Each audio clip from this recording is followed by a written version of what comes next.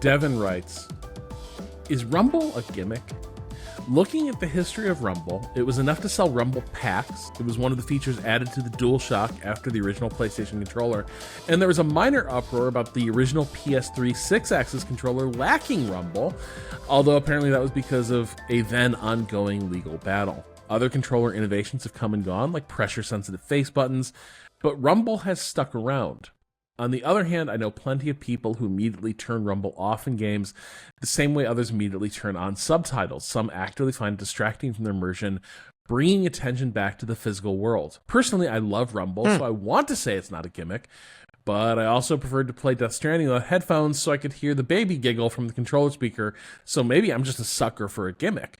What are your thoughts? P.S. What does this mean for 4D? What does all of this mean for 4D movies? Oh, 4D movies is his own beast. Let's see. I mean, how do you define a fucking gimmick? Okay, because... Kato, I'm not joking. I have ignore my 8 million eBay tabs for a while. I looked up gimmick immediately because I do think that's kind of part of the conversation. I mean, I think I will still continue to seek out maybe like a good denotative definition of gimmick that applies to gaming, but like connotatively, it's seen as like something that's meant to have, you know, sizzle but no steak, I think is often how we talk about gimmick in the gaming sense. I think there's sizzle and there's steak. I think sometimes it's not well implemented. Yeah. But I think Rumble completely hits. It's actually one of the few, you know, more gimmicky things in gaming that I think is like completely valid and genuinely enhances the experience in a way that, like, I've talked about before, how it's very rare, in my perspective, for motion controls to have a real enhancement. It often just feels like different but slightly worse. Kind of like I've talked many times how my dad was obsessed with, like, we got a bunch of 2 liters of Coca-Cola and he's like, let's get a Fanta to have fun. No one wants to drink the Fanta. It's the last one there, and then we can't buy more until we're later, and we're just and now I have a negative relationship with Fanta because you positioned it for failure. Wow. Because against Coca-Cola, it doesn't stand a chance unless I'm just in a mood. What kind of Fanta? Really, any of them, because Coke is just king. So many of those brightly colored ladies coming out singing. Well, Surely one of them. I like the orange one. I like the orange one. That's the one I go to when I'm in the mood. That's just orange soda, though, and like then you're doing the Coke to orange soda comparison, where some people prefer one over the other. Well, I don't know. Some people prefer a lot of things over the other. It doesn't mean that they have good taste. Like, wow. You know, if I have to pick a worse soda for the example, I can. Big Red. I would grab or something. a Fanta. No, I would grab a Fanta strawberry over a Coke. Okay, well, just pick a whacker soda, a Big Red or something, just to make it, you know, to put it in perspective, right? So the point is, honestly, gotta be real, kind of lost this through line, but I think Rumble hits, especially what the PS5 has done, and even the Switch with their HD Rumble as well. Have you noticed the Rumble on Silksong?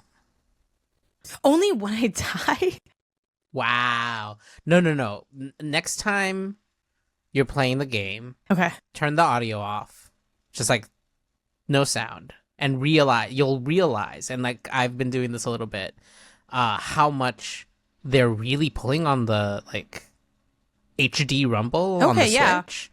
I'll give that a go. You get things like footsteps when you're running, and it's very light. You know, different moments. You get Rumble obviously when like there's like a thing where like an enemy is on the other side of a wall and you hear them banging, but you can like kind of feel it, and it gets less or more intense as you get closer, like the Rumble itself. There's an area which there's rain in, and you can feel the pitter patter of the rain. So even without the audio on, I get a lot of like sensory feedback on like what the soundscape might be, kind of like, or like at least the most progressive elements of the soundscape are, and it's really, really nice. I do think not the HD Rumble, when Rumble Pack hit the scene, that kind of was just like a whack gimmick, you know. It kind of I don't know. I mean, it was I got that shit. Right, that was but that doesn't mean that. I mean, Rob also was looking at these pepper grinders, so we can buy anything, right? Wow, I was just saying, I when that came with Star Fox, and it did two things, which is very funny. It made controllers heavier, which I think a lot of the like sort of like weird feelings around the 6-axis that I personally had, or about like, this feels too late. This feels like it's gonna break in my hands, and it's just because there's not a rumble pack like included in there, and the added weight makes it feel heftier, right? But like back in the 64, the Star Fox game that it came with, or at least, I'm pretty sure that was that the only pack in for the 64 rumble pack? I don't remember. That's the one that I got it with though, and it felt more impactful when you got hit in that game because of the rumble, right? Or like when an explosion would happen, like the amount of rumble. And it wasn't like, I don't know. I think it was the only pack-in just from Google. It was a quick thing. Yeah. I particularly loved that game, and I do think it helps sell it. I think like sell the things happening, right? The experience, like, you're in the ship. It's like, oh shit, it's well, big the thing explosion. is, I feel like it's really quick right before you go, Rob. I feel like it's kind of almost like a carryover from like the origins of console gaming, which is like, how can we replicate an arcade experience? Because I feel like the arcade has a lot of like, it's kind of a gimmicky, dazzly space for gaming, and they're like, how do we bring some of that pizzazz into the console space? But I think what we've also learned over time is that, not that you can't, but that like they're different and they're evolving and they're more dynamic. I think at the time it came out, it probably did have that impact, but kind of like looking back, it was giving like, if you had a cell phone at a certain generation and you would have one in school and you'd be like texting in class, the phone vibrating in the desk, it's like, that's kind of what I think of for like old Rumble, where it's like, sure, it's evocative, but it's like, zzz. I'm like, oh my God, it's like kind of, it's accosting me as I'm sitting here. But Robbie, you were going to jump in with some Rumble thoughts. No, it's more. Are you ready to rumble? I think there's something about a lot of cool things are nonetheless gimmicks. Yeah. Like, it is about how are things used, how are they deployed, right? That Right. like what you were going for is an effect. Like, is 3D bad for movies? No. It was implemented badly for a ton of movies. But like movies that really use 3D well, that shit was incredible. Like, Janet, you look on. And what comes to mind is Gravity. Like Gravity is fucking so. harrowing. Oh, I'm sure though. Yeah, dude. I think a lot of gnarly. the beer getting thrown at me in Social Network is sort of, or the hands coming out in Spy Kids. I watched Spy Kids 3D. So yeah, but like there were a lot of movies that used it badly, and like it was being used to upcharge tickets and such. But Right. you had a handful of movies, Avatar one of them, that did use it really, really well, and it did add something to the experience. But it became a annoying gimmick because it was sort of retrofit onto a lot of movies. If it was sort of integrated from the whole concept of like, how is this scene going to be viewed, it could work really, really well. I think it's easy to, like, if you're going to label everything as, if it doesn't need to be there, then it's a gimmick. And I think some of you have this really reductive way at looking at all art, where it's like, well, it should just be stripped down to essentials. It should, like, if something doesn't need to be there, then it shouldn't be there. We don't need adornments. We don't need anything that is not like critical is in some way, shape, or form a gimmick. I think that's kind of an absurd way of looking at things, because I like you see that used to justify a lot of things, like, like why does this like novel have an entire side with a with side characters, for instance? It's not critical to the main action. No, but it's kind of cool that it's there. It adds an effect, right? Like Charles Dickens stories have a lot of like wandering, meandering, like, yeah, he's getting paid by the word, but that is also being used to effect. That's part of what you're showing up for. And does it have to be there? No, it doesn't. You could reduce it down further, but that's not why you're reading a Charles Dickens story.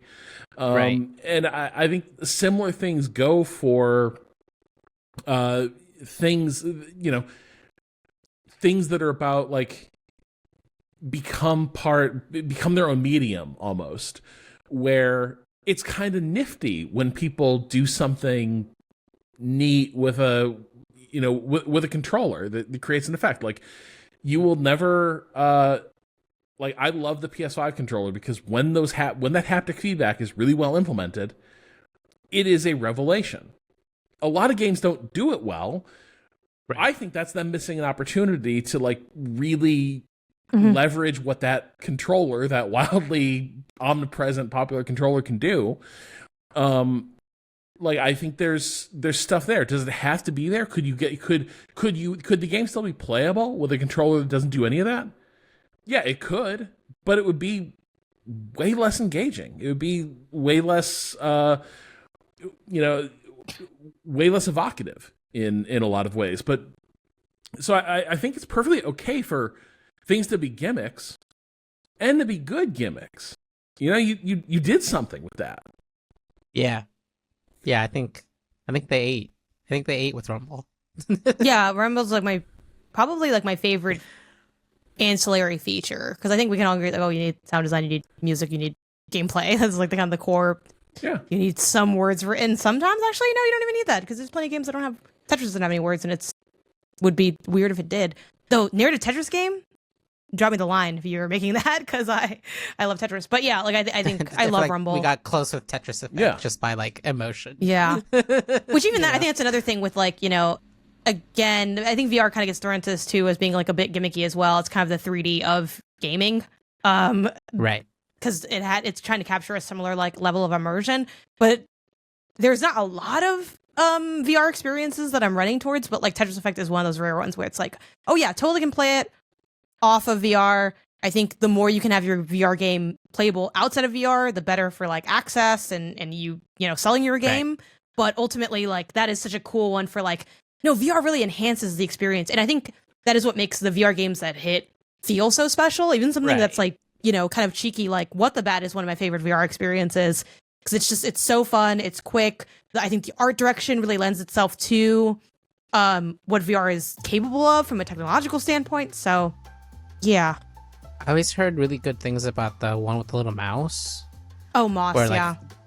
It sets up dioramas in a way where like you moving through the space actually that's like a makes a lot of PSVR sense for the thing, gameplay. Right? Mm-hmm. Only. And they had two. They had the second one on PSVR, I think 1 and 2. I don't remember if it simultaneously released, but they had 2 games in that franchise. But yeah, or even just the OG Astrobot was also. Yeah. I wanted obviously more people to play that game, but like it was really cool in VR, and it did feel like different and fun and engaging, and like a way that felt special. Yeah.